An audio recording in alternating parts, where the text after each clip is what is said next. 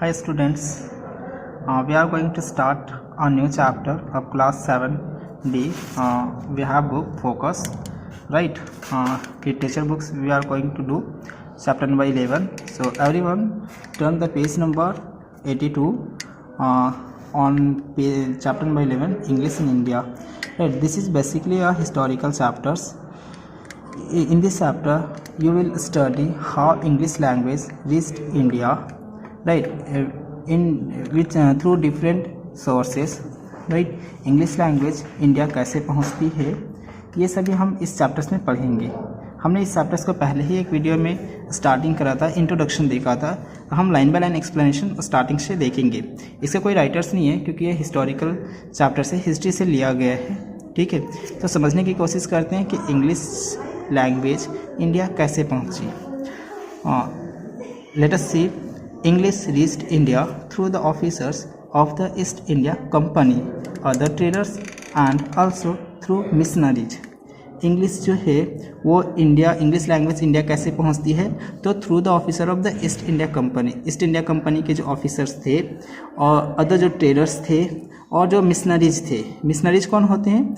जो दूसरे कंट्री में भेजे जाते हैं ईसाई धर्म को प्रचार करने के लिए, उसे हम मिशनरीज बोलते हैं. तो बहुत सारे इंग्लैंड के जो पर्सन थे वो इंडिया आए थे क्रिश्चियनिटी को प्रोपागेट करने के लिए, राइट? तो इसीलिए वो क्या थे, वो मिशनरीज थे. तो मिशनरीज के थ्रू, ईस्ट इंडिया कंपनी के ऑफिसर्स के थ्रू एंड ट्रेडर्स के थ्रू वो जो इंग्लिश लैंग्वेज है वो इंडिया को आई. Now the British had been staying in the Indian subcontinent since 1600. यहाँ पे क्या बताया गया है कि अद्यपि ब्रिटिश जो है इंग्लिश मैन जो है वो ऑलरेडी इंडियन सब कंटिनेंट में 1600 में वो आ चुके थे. इस एज तक वो यहाँ आ गए थे 1600 में. And were gradually gaining political control, और धीरे धीरे वो क्या करते, पॉलिटिकल कंट्रोल भी पा रहे थे. ग्रेजुअली मीन्स होता है स्लोली, धीरे धीरे. गेनिंग मीन्स होता है प्राप्त करना, राइट? तो वो धीरे धीरे पॉलिटिकल कंट्रोल भी कर रहे थे, यानी कि अब वो रूलर बन रहे थे धीरे धीरे. ट्रेडर्स आए थे, वो ट्रेडर्स बन के, और अब पॉलिटिकल कंट्रोल भी वो गेन कर रहे थे.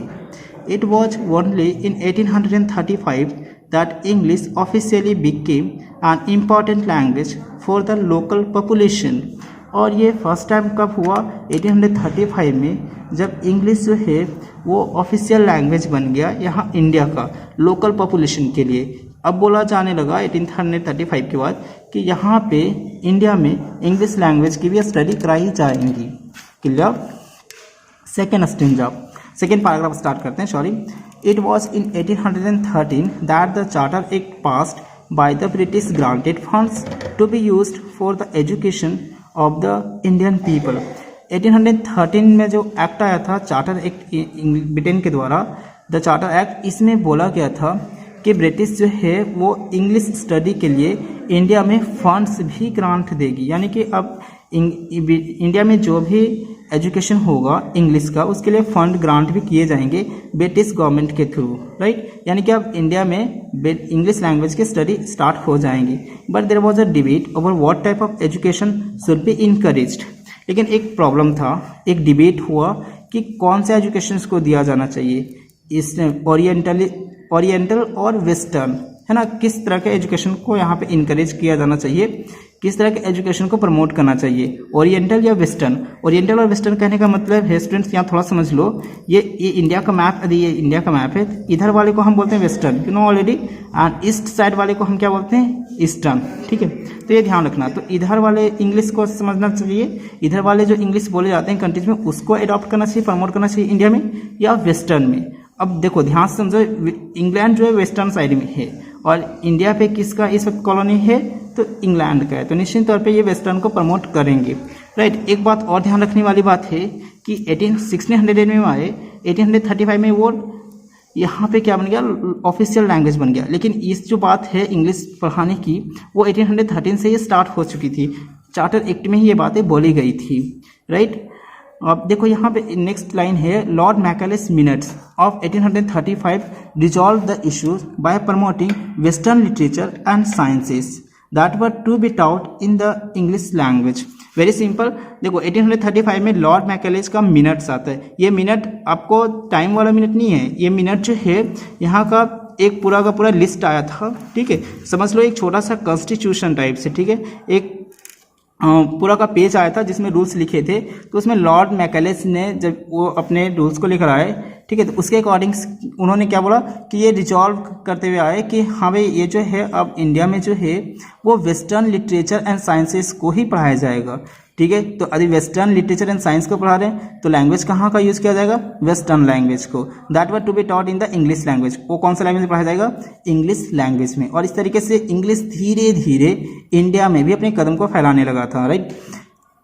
The English Education Act of 1835 set aside funds for schools that were willing to use Western curricula and English as the medium of instructions. इसके अलावा जो इंग्लिश एजुकेशन एक्ट जो आया था 1835 में, इसने क्या करा था, इस एक्ट में बहुत डिफरेंट स्कूल्स भी इंडिया में इस्टाब्लिश करने लगे थे जो विलिंगनेस थे किसके लिए, वेस्टर्न करिकुला को पढ़ाने में। यानी कि ऐसे स्कूल्स अब खोल रहे थे जो वेस्टर्न एजुकेशंस को पढ़ा सके इंग्लिश मीडियम के थ्रू। यानी कि कैसा मीडियम क्या होगा, इंग्लिश लैंग्वेज में वेस्टर्न करिकुला को पढ़ाया जाएगा। यानी जो इंग्लैंड में और जो वेस्टर्न कंट्रीज में जिस सब्जेक्ट को पढ़ाया जाता था, जिस थियोरीज को पढ़ाया जाता था, वो अब इंडिया में पढ़ाई जाएगी लेकिन इंग्लिश में पढ़ाई जाएगी।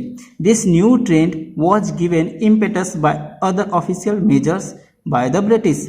और ये जो नया ट्रेंड था ब्रिटिश का, वो बहुत तेजी से, बहुत ही रफ्तार पकड़ लिया।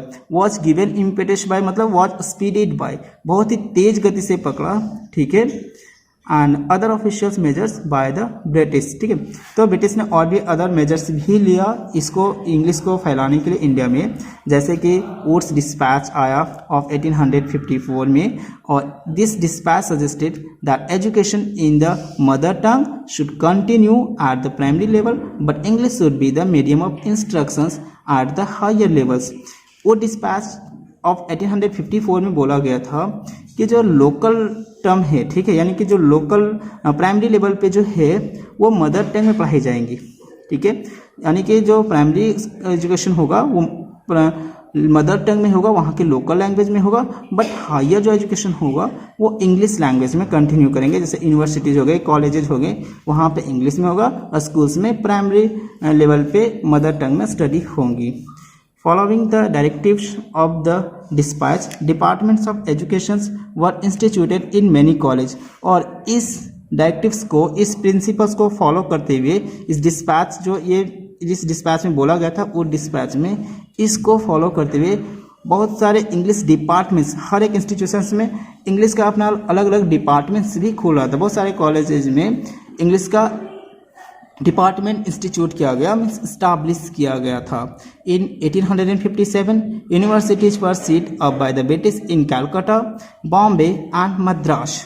और इसके साथ ही 1857 में बहुत सारे यूनिवर्सिटीज जो थे वो ब्रिटिश के द्वारा कैलकाटा में, बॉम्बे में एंड मद्रास में क्या किया गया था, इस्टाब्लिश किया गया था। मद्रास जो आज का चेन्नई है, बॉम्बे जो आज का मुंबई है, एंड कलकत्ता जिसे आप कोलकाता कहते हो, राइट। अब देखो यहाँ पे आपने ये सारे को समझ लिया। यहाँ पे now here some questions, who brought English to India. English जो है, इंग्लिश लैंग्वेज को इंडिया किसने लाया, तो इसका आंसर्स आपको देने हैं इस बार, ठीक है। नेक्स्ट क्वेश्चन है, what did Lord Macaulay minutes promote. Lord Macaulay के मिनट्स ने क्या बताया को इंग्लिश, कौन सी इंग्लिश को इंडिया में प्रमोट करनी चाहिए, वेस्टर्न या ओरिएंटल, ये बातें आपको इसमें लिखनी है। Third one, what was the language of education at the primary level in 1854। आपको याद होगा 1854 में क्या आया था, वुड डिस्पैच आया था। तो इस एक्ट में 1854 में क्या बोला गया था, ये आपको लिखना है कि कौन सी लैंग्वेज प्राइमरी लेवल पे होगी। तो क्या बोला गया था, प्राइमरी लेवल पे मदर टंग में स्टडी कराई जाएगी, एजुकेशन दी जाएगी। Okay, thank you for today's class.